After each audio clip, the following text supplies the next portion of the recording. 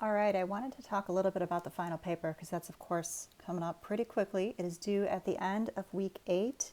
I know if you look at ODU Online, our class officially ends on the Friday of week 8. I don't know why that is. Of course, you have the weekend. Take the weekend, write the paper. You might need it if you have other obligations during the week. So 8 to 10 page literary analysis paper, you should research, you should include outside literary criticism. You should, it does say here to write about one of the major primary texts. You can write about more than one, if you want to compare a couple or something like that, but I really want this to be focused on one main idea, so I definitely don't want any kind of like broad survey. You're not writing a dissertation, you're not writing a thesis. 8 pages is not that long, so I would prefer that you stick with one, maybe 2 texts and have a focused argument that will allow you really to get into it in those 8 to 10 pages. Please do not go over 10 pages.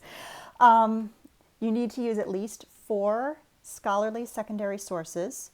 You can use any of the stuff that we've already read. So any of the secondary sources that we read each week, go ahead and use them.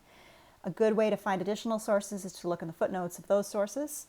You can also, and I definitely think you should, look in the databases that we have through the ODU library to see what you can find there. The MLA International Bibliography database is going to be probably one of the best. Humanities Full Text is another good one that you can use. I caution you against just Googling to try to find things because you're going to find a lot of stuff that's like undergraduate research projects that made it on the internet or, somebody's blog or something like that. And those are not really considered graduate level sources. I even had somebody in years past consistently use like shmoop.com entries as a source. That is not a source. You will not get credit for a source if you do that kind of thing. These have to be actual secondary articles, book chapters, books, things like that. You may also use additional primary or secondary sources beyond that 4. You're not limited to 4, but you need to have at least 4. And those 4 should directly relate to the primary text. Now, you could have a source that maybe is about an author and has several sections on different texts and only one of those sections is about something we read. That's fine as long as that portion of the article or chapter or book or whatever is related to the text. So it doesn't have to be, like the whole thing is on your topic, but a good portion of it should be. I want you to have a topic in mind by Friday night of week 7. And this is because I want you to kind of know what you're doing so that you have time to work on the paper in week 8, and I want you to get feedback from each other. This is not to say that things can't change. If you hit a brick wall and you really need to shift it, just talk to me about it. But I want you to have a pretty clear direction by the end of week 7. Otherwise, you're just going to be floundering when it comes time to write the paper. And I want you to have time to really think about it. When you come up with your thesis, this is stuff that I teach my undergrad freshmen. This is stuff that those of you who are high school teachers probably teach your students there. But 3 criteria. Make sure that your thesis is arguable, meaning reasonable people could disagree about it. Make sure that it is significant, meaning that there's a reason that this is important, that it kind of helps us understand the text in a new or interesting way or adds to the way that we might interpret the text. And complex. Make sure that you're arguing something that isn't immediately obvious. I will add to that, don't make generalizations. Make sure that what you write is true and that you have evidence for it to be true, or that you can make the argument that it is true based on evidence.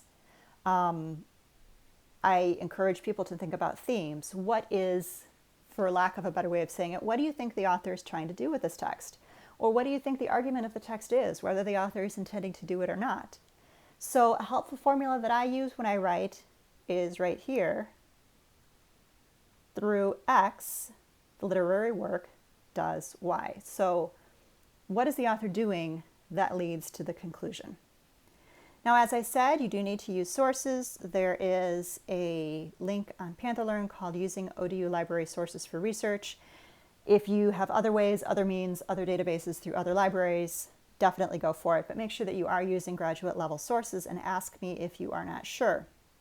Now, it's the research process for writing a literary analysis. You're not going to come up with your brilliant idea right away. That's not how it works. So get a vague idea. What is a broad idea that you would like to write about or to think about?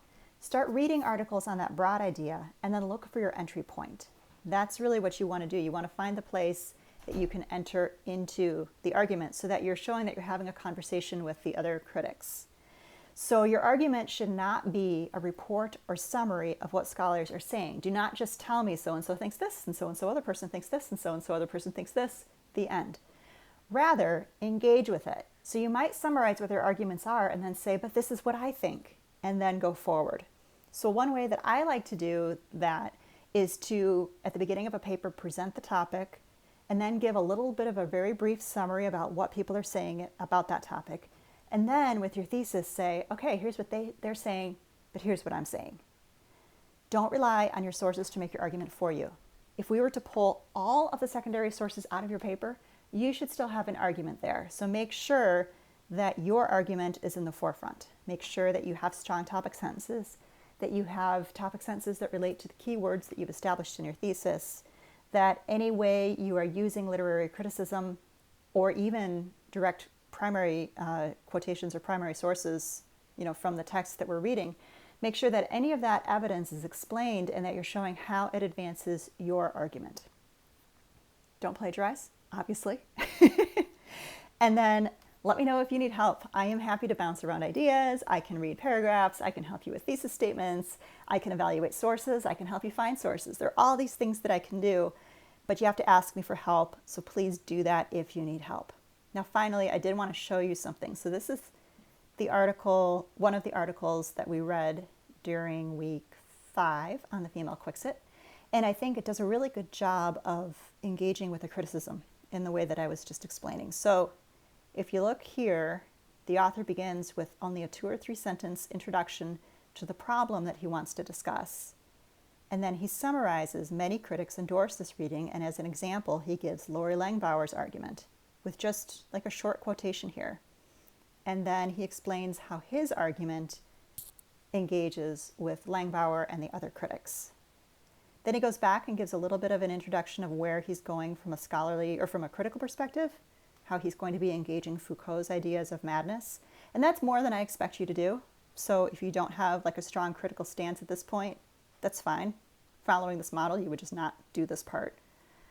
And there's a little bit more here talking about Don Quixote. But then we get back here, back to his theme. Romance could tell stories about disinterested lovers. Indeed, several critics have argued. And then he summarizes a couple more critics here.